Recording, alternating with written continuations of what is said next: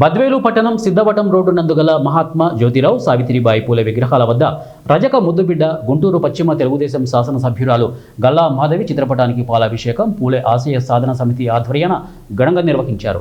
ఈ సందర్భంగా పూలే ఆశయాల సాధన సమితి అధ్యక్షులు బద్వేలు గురుమూర్తి మాట్లాడుతూ బట్టలు ఉతికి మరియు మనిషి పుట్టక నుండి చావు వరకు సమాజానికి సేవ చేస్తున్న రజకులు అన్ని విధాల అసమానాలతో ఉన్నవారిపై కులదూషణలు, దాడులు, గ్రామ బహిష్కరణలు, స్త్రీల అత్యాచారాలు జరుగుతున్నాయని ఆవేదన వ్యక్తం చేశారు.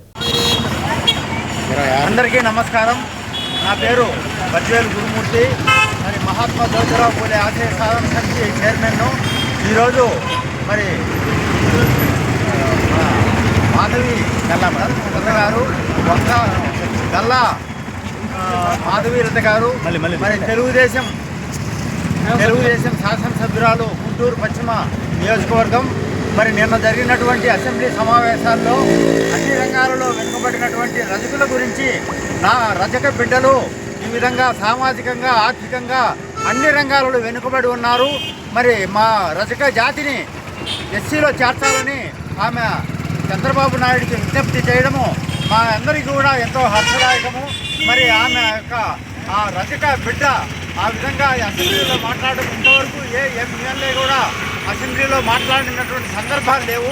మరి రజకులందరూ కూడా, రాష్ట్రంలోని రజకులందరూ కూడా ఆమెకు రుణపడి ఉంటాము.